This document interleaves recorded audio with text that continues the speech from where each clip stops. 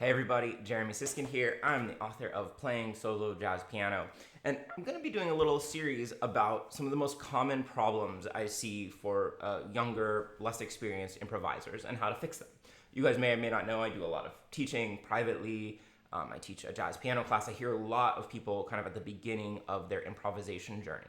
And what I want to talk about is less about notes, because there's a lot of resources. You can certainly look up what scale you use with what chord, etc., etc.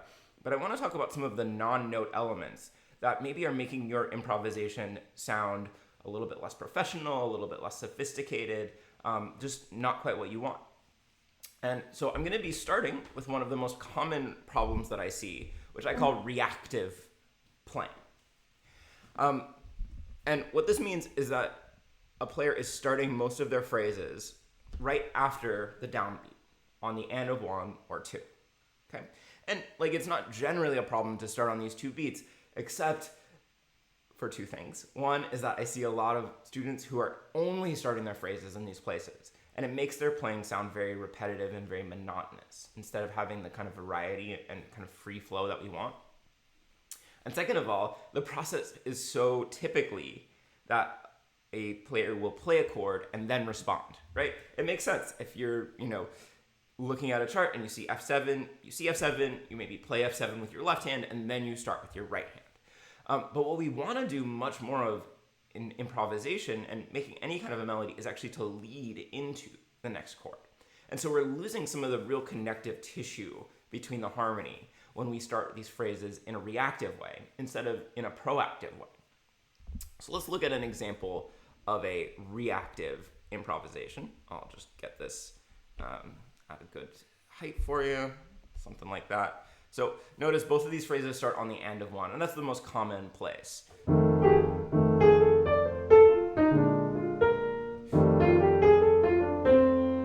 not an awful improvisation, but listen, I'm playing an F blues form. If I keep starting on the end of one and beat two, it gets pretty monotonous.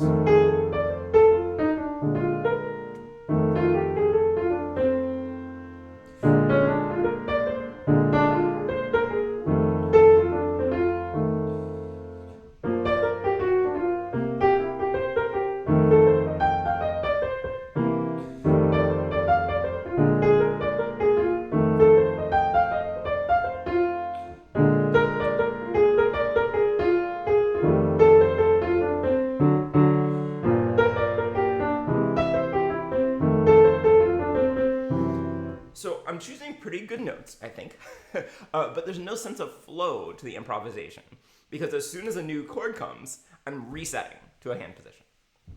And I totally understand why people do this, right? We practice chords individually. And so as a new chord comes, of course we're going to start kind of in that next hand position. But that's not really how we want to improvise. So let me give you a couple of suggestions on how to practice in order to fix this problem and have more varied phrase beginnings that connect better between the chords. So I would practice specific phrase beginnings and specifically practice with pickups, right? If our problem is that we're starting after the beat, what we want to do is we want to practice starting on or particularly before the beat. And so with my students, I isolate three locations where you might bring your phrases. My writing is so bad. I can't believe that thousands of people subscribe to this channel. Thank you for being a subscriber despite my terrible handwriting. So the first would be on the end of three. And for now, we're just going to practice eighth note pickups. So starting on the end of three, you'll use three eighth note pickups. And when we're doing this exercise, I don't care how inspired you are. I don't care about following your ear. I care about starting every single phrase on the end of three. Okay? So it might be 1, 2, 1, 2, 3.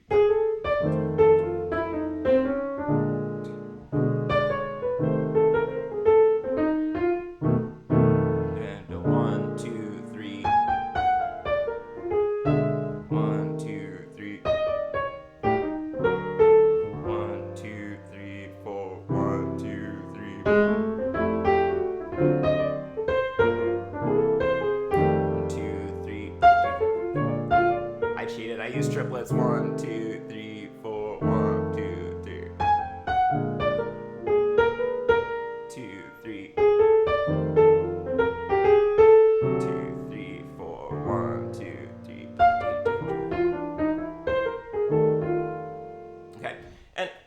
yes, I anticipate what you're thinking, which is like, well, that's also kind of monotonous. And absolutely. But when we practice something, we're trying to break a habit, so we want to kind of overdo our new habit. And we're about to do things that make it less monotonous. So next thing would be to start all of your phrases on beat 4. So 1, 2, 3. 1, 2, 3, 4, and 1. So now I'm playing 2 eighth notes on 4 and 4 and 1, 2, 3.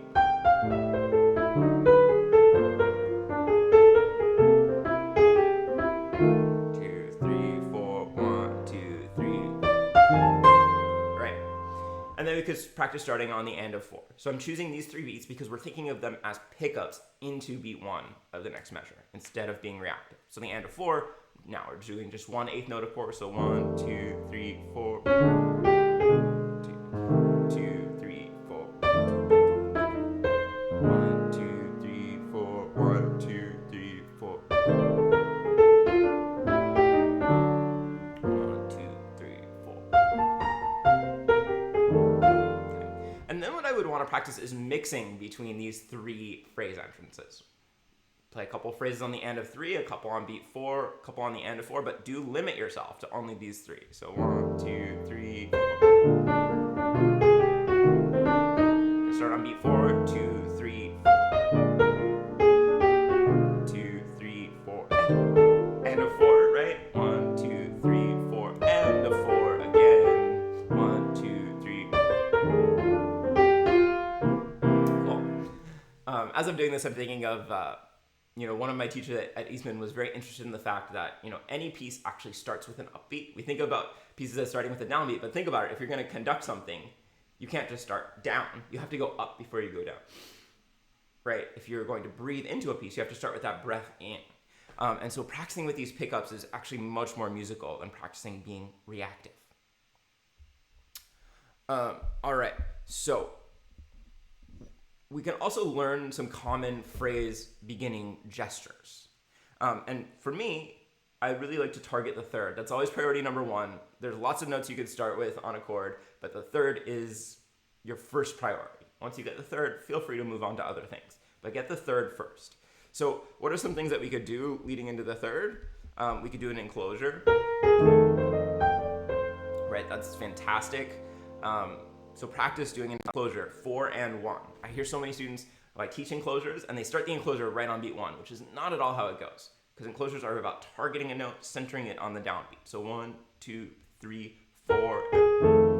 By the way, I realize I'm using the word enclosure. Some of you might not know what that means. That means that we're going a half step above and then a half step below a note. So if I'm targeting the note A, the third of the F7, then I want to do an enclosure B flat, G sharp, A.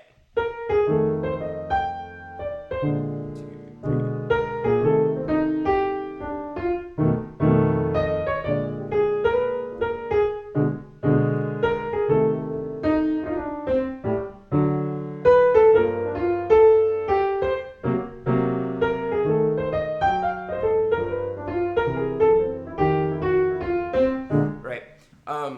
And with the enclosure, you can also kind of add some notes leading into the enclosure. If you want to start on the end of 3.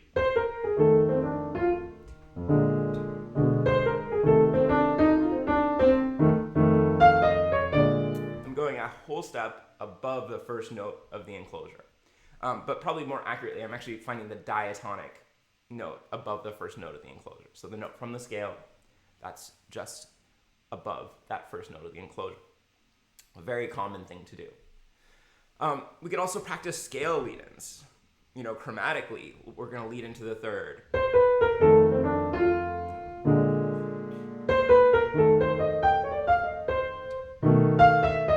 So I'm just choosing 3 half steps above the third of the new chord, leading it. It could be 3 half steps below. And notice now, I'm getting into all these things that don't have to do with the chord that we're currently playing, right? So if I'm playing F7, and I'm leading to the D natural, I'm not thinking about F Mixolydian or whatever scale you want to, or the F blues scale, whatever scale you're going to use on the F7. I'm thinking about leading it, and we'll talk more about that in a second.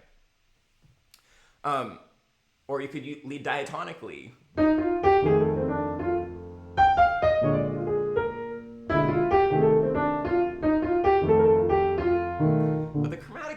tends to have that feeling of leading just a little bit more. Or you could do an arpeggio into the third, right?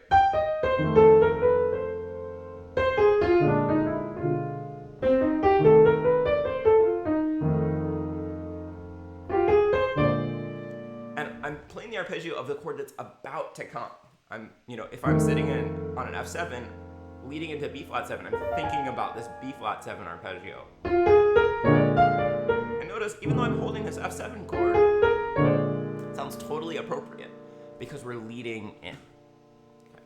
Which brings me to the next point, which is that you can and should write out what I call a dream solo. And a dream solo is a written solo. And the point of this dream solo I'm going to show you is that we're going to aim specifically for notes. Okay, so moving on to the next page, I'm going to change my view so that you can see what's going on. So here's a sloppily written blues form in F. And what I'm going to do is I'm going to, for now, just plan on hitting each of these thirds on the downbeat. So, I think oftentimes when we write these sort of solos, we think about just writing from left to right. Okay, what's the first idea? Okay, that sounds good. What's the second idea? But I want to show you this other way of doing it. So I'm going to put the third on each of these downbeats, even though maybe that's going to be too much third, but that's okay for now. And I essentially want to divide the bar into two parts. Starting around beat 3, I'm going to stop thinking about the chord that's currently in this measure, and I'm going to start thinking just about setting up that third. Okay, so I'm going to leave the first half of the measure blank, and let's lead to this first, I guess it's the second third here. We're just going to lead in by step. How about with this rhythm?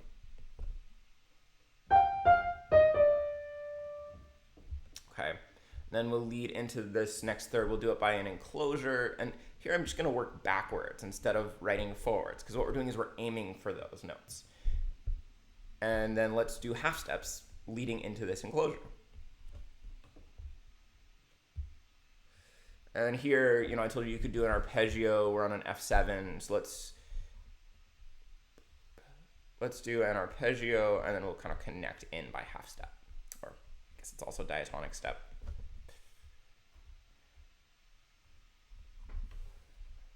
Okay, and then we're going to lead into this D natural, and I'll do a scale leading up to it. And notice I'm going to use the B flat Mixolydian scale with that A flat in there instead of F7, which is the current chord, because it's all about leading.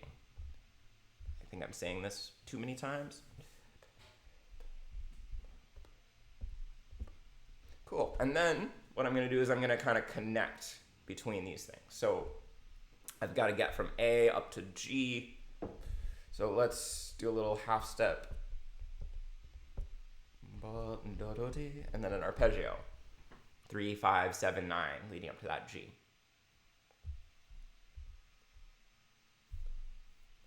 Okay, we probably need a little bit of space in here.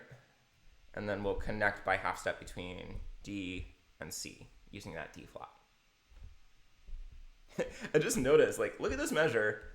I'm thinking of the B flat 7 or the B flat scale almost not at all, right? I'm thinking about it on the note that comes on the downbeat, but everything else, this is all thinking about leading to F7. This is thinking about leading to this thing that's leading to F7. So we're not actually doing much in terms of the B flat 7. It's all about aiming for where we're about to go. Let's see, we have a very similar situation here as we do before. Let's see, what could we do that would be fun? I don't know, let's just put in a little bit of a rest and then a pickup.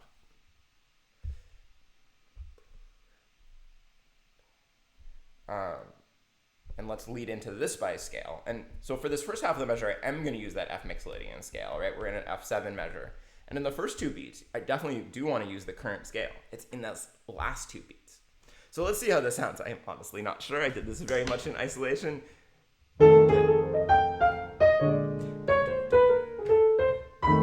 Sorry.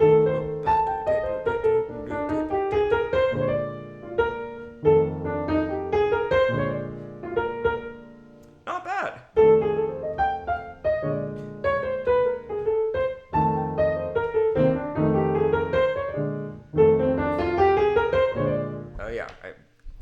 weird choice here. I think this needs to be an F natural instead. Let's do this for 4 more bars just to reinforce this point. I'll tell you what, just to create a little bit of motion, I'm going to put this D down there. Okay, so again, I'm going to divide this measure in half. And let's do an arpeggio leading into that D. I'm going to need some rests in here eventually.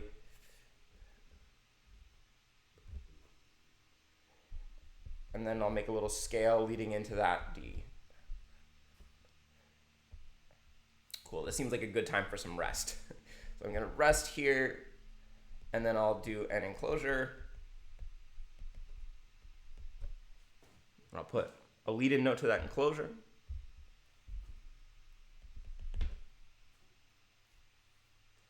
Let's see, what do we wanna do for this F sharp? Let's lead in by half step.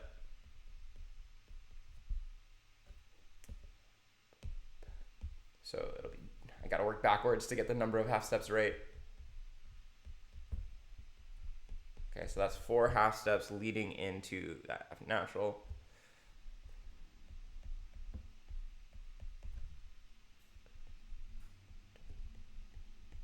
And then we'll just finish off there. All right, let's see how this sounds. So again, what we're doing is instead of writing from left to right, thinking about the chord for the whole measure, thinking about the chord for about half of the measure.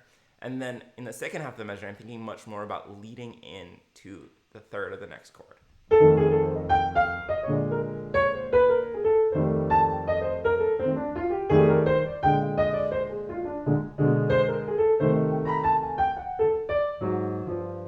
Cool. It's a little bit busy, but you can hear that it's treating the harmony really well. It's defining the harmony really well because it's leading in to the third of the next measure. All right, you guys, that's it for this edition. Stay tuned. There's going to be more to this series of common student mistakes. This is my book, Playing Solo Jazz Piano. You can buy it from jeremysiskind.com. I hope you like this. Like, comment, subscribe. I'll see you soon.